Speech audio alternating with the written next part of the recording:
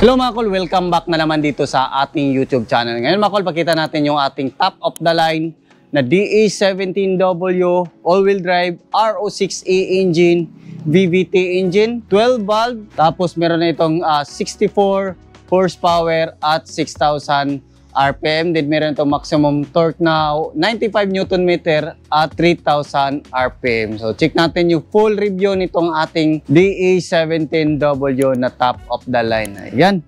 So makita natin dito, yung kulay ng ating unit is pearl white. So ito yung napili ng ating customer na kulay. So naka 3-layer headlights. So ito yung high beam, low beam, park light at saka yung ating signal light. So makita din natin dito yung ating fog lamp. So original siya sa DE17W. Meron din tayong customized na bull bar dito sa harap. Stainless po yan. So based sa request ng ating customer. Complete LTO registered po yan mga kol. Ayan, fully tinted po yung unit natin. So makita din natin dito sa dashboard natin or yung sa windshield natin, makita natin yung ating sensor or yung camera sa ating RBS or radar brake support. So yan o. Kita din natin dito sa gilid. Ayan. So naka-lifted po ito ng 2 inches based sa request ng ating customer. Naka 15 inches mag wheels, brand new tire and brand new mags. BBS po yung ating brand. 165 by 55 R15 po yung gulong natin. So kinulayan din natin yung brake caliper natin na kulay red. Fully undercoat po yung unit natin. So makita natin black na po yan. Yan. So meron pa siyang mga bakas ng pag-test drive natin or pag-long drive. Ayan, double power slide. So check natin yung power slide ng ating unit. So long press lang natin yung ano natin.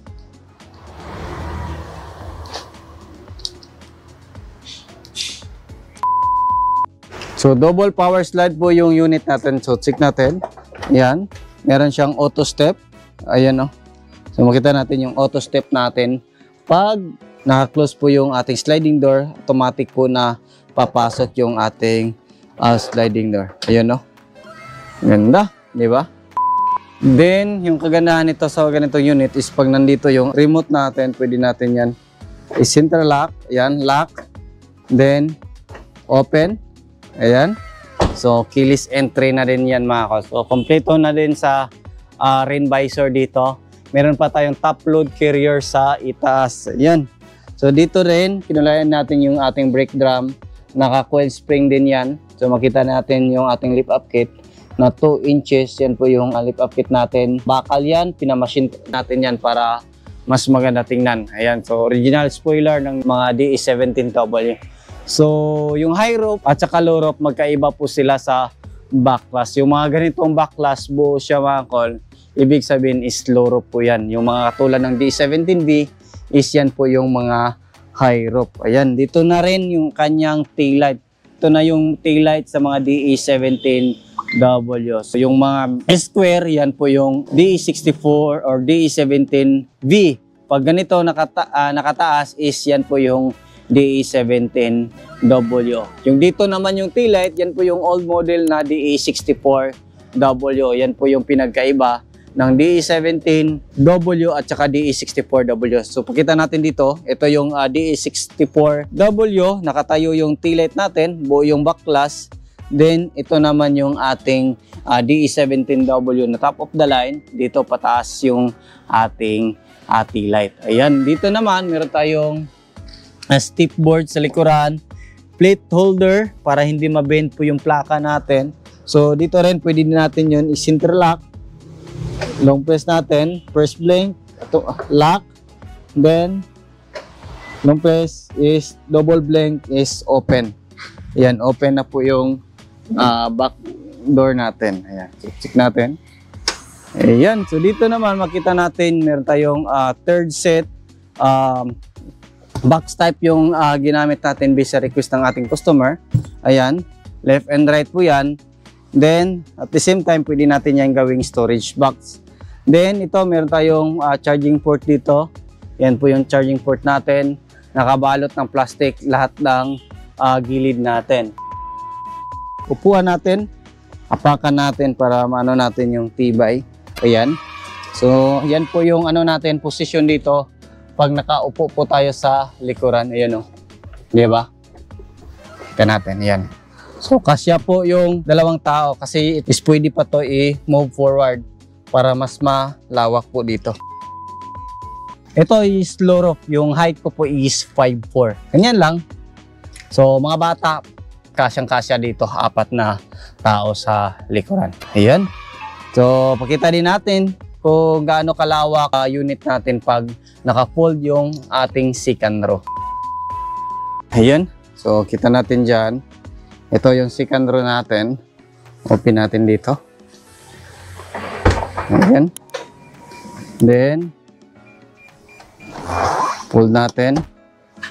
Then, hilahin natin dito. Ayan. So, ayan po. Pag naka-fold yung ating upuan sa second row. Then, tingnan natin sa kabila. Power slide. Ayan. Goods. Diba? O, ano natin dito. Then, hilain natin dito. Pag nahila natin, iangat natin. Ayan. Ayun, oh. So, diba? Napakalawak na po niya, mga kol. Pwedeng-pwede po siya. Pang mini camper van. Tatanggalin lang natin yung box natin. Napakalawak po ng ating unit. Pakita natin kung gaano kalawak dito. Ganito, dito. Pero pag tayo ay nakaganyan, napaka-taas po. Then, napakaganda pag gawing camper van. Ganito lang, meron kayong konting misa dito. Din kain, di ba? Ganda. Tapos, pag matulog kayo, 2 kayo or 3, depende rin kung gusto nyo na maluwang, kasya po ng 2 tao dito. Yan, so, ayan po yung forma pag nakahiga tayo. So, ito yung mga ginagamit namin na camper van. Dito kami natutulog, ganun. So, depende na rin yung mga kaibigan namin, kapatid ko, dito sila natutulog. Ganito lang yung sit-up. Dala lang sila ng kumot para makahiga dito sa ating mini camper van. Di ba? Napakasulit. So, yung mga ganitong unit, ano lang talaga, kung gusto nyo na sulit na sasakyan, multi-purpose, napakaswak po yung mga ganito. Ayan. So, dito naman, balik natin yung lahat ng upuan natin. Ayan. Ganun lang. Tapos, pwede natin apakan yung auto step niya, original. Then, dito. Balik natin. Ayan. So, ito yung posisyon natin pag tayo iupo dito. Ayan, oh, pinakadulo. Close natin. So, dito tayo. Tapos, ayan, oh. Antayin natin na mag-close. Then, meron siyang hawakan dito. Tapos, meron siyang armrest. Ayan. So, napakalawak po sa 2 tao. Pero kung marami kayo, pwede kayo 3 dito. Ayan. Then, yung kagandahan sa mga ganitong upuan, mga captain seat, is pwede natin yan i-recline pag gusto natin na parang nakahiga tayo dito. Parang VIP. Ayan, di ba? Tapos, pwede natin yan i-move. Meron siyang ano dito sa ilalim. Tapos, pwede natin yan i-move forward din, atras. Ayan. Then, tingnan natin dito sa kabila. Ayan, oh. So, yan yung sagad niya. Then, okay pa din dito para mas malawak dun sa likuran natin. Tapos, yung atras niya is yan. Diba? Meron siyang extra mini fan dito. Ito yung pinalagay ng customer na extra fan para mas mabilis po yung lamig galing sa harap papunta dito. Actually, malamig talaga yung aircon ng mga DE17 na variant. Pero depende na yan sa may-ari kasi yung mga sasakyan namin, yung personal namin is hindi talaga namin nilalagyan ng mini fan. Yung ibang client lang is naniguro. Kaya gusto nila ng mini fan para mas mabilis makaabot dito sa likuran yung lamig ng aircon. Tingnan naman natin dito. Then, basta mga top of the line na variant mga kol, meron talagang ilaw sa side mirror. Auto fold din yan. Ayan, tingnan natin dito. Ayan. Yan, ito yung ano natin, main power window switch. So, ito yung harap, then ito yung sa likuran. Auto fold ng side mirror, then retract sa ating mga mirror. So, left and right po yan. Then, Ito yung steering wheel, stock original. Ito yung position natin pag magdadrive tayo dito. So, pwede natin yan i-move forward. Then, atras. So, pwede natin i-recline. Ayan. O, mag-relax tayo. Halimbawa, nakahinto. Ayan. So, yun yung kagandahan. Then, makita din natin dito sa ating unit is napakadami po ng bottle holder. Ayan, dito rin. Meron din dito sa tapat ng ano natin, air vent. Ayan, so sa sliding door, pakita natin yung sa sliding, meron ding lagayan dyan. Ayan. Then, ito is makita natin yung push on slide. Ayan, itong rear is wala na to. Then, ito, pag gusto natin i-off yung ating radar brake support, RBS. Then, ito, kita natin fog lamp switch, auto step switch, then yung ating left and right na power slide. Then, sa ating traction control. Ayun. So, dito rin, makita natin is meron tayong digital temperature gauge. O, turn on natin. Ayan, para makita natin yung temperature gauge. Ayan, so, digital po yan para mamonitor natin. Ayan, o. So, Conway po siya. Yan po yung brand natin. Then, dito makita natin yung ating dashcam. Then, full screen po siya. Then, yung ating 9 inches Android touchscreen stereo with reverse camera. So, dito naman makita natin yung ating panel gauge. Ayan. So, napaganda po ng panel gauge niyan. Basta nakakulay, green siya, yan po yung eco mode niya. Pag blue is yan po yung standard na takbuhan. Ayan. So, dito makita natin, ayan, off natin konti. Balik natin. Ayan, yung mga ilaw. Ayan. So, mawala siya. Ibig sabihin, is function po yung ating RBS or radar brake support dito. So, yan po yung mga special function sa D17 na variant. Ayan. Dito is yung ating check engine, battery, then yung ating oil indicator. Dito naman, makita natin yung ating power steering indicator, auto step, yung nag-blink, basta nakalabas yung ano natin is yan po yung magbe-blink yung auto step. Then yung kulay blue is yan po yung ating cold start. Then, pag mainit yung makina natin is mawala na po yan. Yan, di ba? Ganda ng RPM or yung panel gauge ng ating makina or yung sasakyan natin. So, dito naman yung ating signal light. Yan. Then, dito, left and right. Then, park light. Ito is auto. Then, yung ating, spark light. Then, yung ating headlight. Then, yung high beam natin is ibaba lang natin, then fast light natin, ganun lang. Yan, diba kita natin? Ayan o. Then, dito naman sa kabila, it's yung ating wiper. Ayan. Then, ito yung sa rear. Then, sa washer. Ayan. Diba?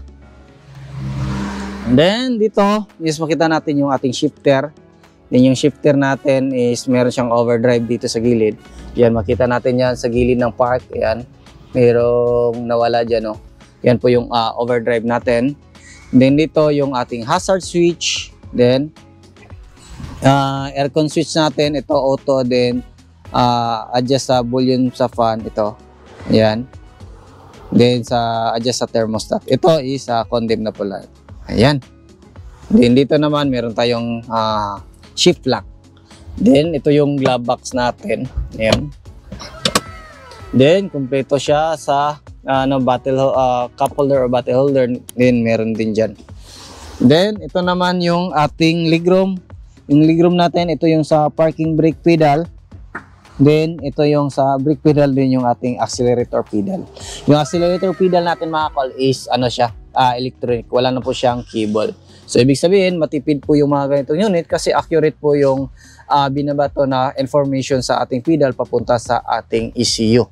Then, si ECU naman yung magdidikta kung ilang angle yung i-open sa ating throttle body. Ayan. Diba? Napakasulit. So, start natin. Yung gagawin lang natin, basta nasa atin yung ating remote, nasa kamay natin. Then, start natin, apakan lang yung brake, then long press natin dito. Ayan. So, makita natin yung ating cold start is naka-ilaw kasi malamig pa yung natin. Ayan o. Di ba? Lamig ng aircon o. So kakaandar pa lang. So dito makita natin meron tayong lagayan. Yan, nandyan po yung ano natin. Restro, then room light. Then yung ating mga sun visor, left and right po yan. Ayan. Sun visor natin, kabila ganun din. Ayan. And then meron din siyang mga hawakan dito. Magkabilaan. Dito naman, check natin yung makina natin. Ayan.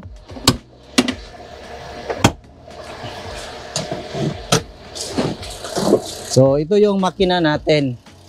So, yung makina natin is RO6A engine, VVT. 12 valve, naka-timing chain siya, all aluminum engine. Then, naka-turbo. So, meron itong maximum power na 64 horsepower at 6,000 RPM. Then, meron itong maximum torque na 95 Newton meter at 3,000 RPM. So, makita din natin dito sa ano natin is kompleto siya sa vacuum. So, napaka-importante po ng vacuum mga kol kasi para mag-function ng maayos yung ating turbo. Ayan, pag hindi mag-function ng maayos, ibig sabihin mas madali po siyang masira. Ayan.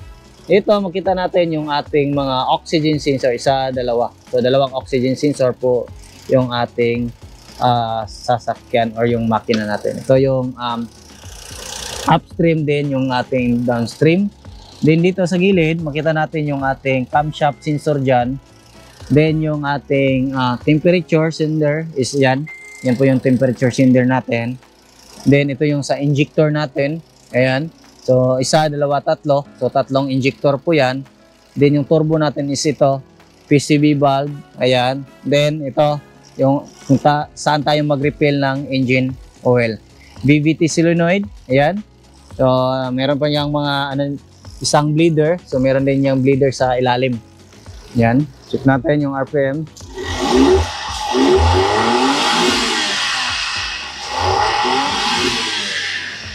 Yan. Ganda. Ganda ng makina niya mga ko. So check natin yung kabilang side. Yan. Baka makalimutan natin. Meron siyang mga secret na lagayan dito. Yan, di ba? Yun. Ganda ng pearl white, oh. So, ito yung mga sa tansya ko, ito yung pinaka madaming color na lumabas dito sa atin. Ayan, dito yung chassis number. Ayan, dyan natin makikita, D17W. Then, gas tank opener nandito. Ayan, open. Goods. And, dito. Ayun. So, naka-ano pala to? Naka-mushroom. Kaya napakaganda. Ayan. So, ito yung ating throttle body. Yung throttle body natin is full electronic. So, wala na siyang cable. Then, kaya napakatipid po yung mga ito. Ito yung latest na mga model. Then, ito yung ating alternator, aircon compressor. Then, dipstick sa ETF. Ayan dito.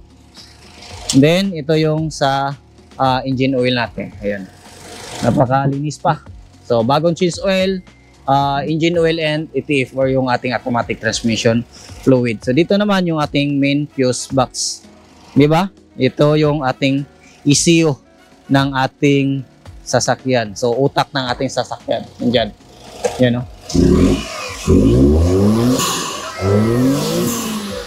Ganda. Sipang-sipa yung andar. Napaka angas. So, check natin dito sa ano natin, hood. Ano yung mga makikita natin. Ayun. So, dito naman makita natin yung stick natin. Dito. Ayan.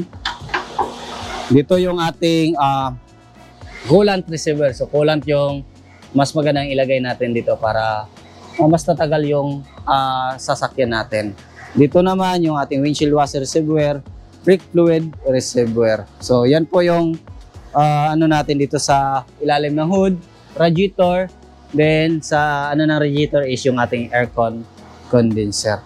So yan po yung seat up natin. So all-wheel drive po yan mga kol. So medyo may kamahalan lang tong mga ganito. So yung mga basic setup nito is nasa 450 at pwede sa kuha natin. Meron din mas mura na top of the line. Depende pa rin sa presyuhan sa supplier natin. Pero ito, all in ito is umabot po siya ng 15,000. Medyo hindi siya budget meal. Marami namang nagbibenta na mas mura, pero depende na rin sa paggawa, depende rin sa kanila kung paano nila gawin yung kanilang sasakyan. So iba-iba kami ng diskarte, iba-iba kami ng pwesto, iba-iba kami ng permit, ganun. So kaya nagkaiba kami ng presyo. Mayroong mas mura, iba-iba kami ng diskarte. So respeto na lang sa lahat ng nagbebenta. Sa lahat ng followers natin, maraming salamat po sa inyong patuloy na pagsubaybay. Sa bago lang sa ating channel, don't forget to like, share, and subscribe. Then click na rin yung ating notification bell para updated kayo sa ating mga next video uploads kagaya. Ingat po mga Kolen. Bye-bye. God bless po sa ating lahat.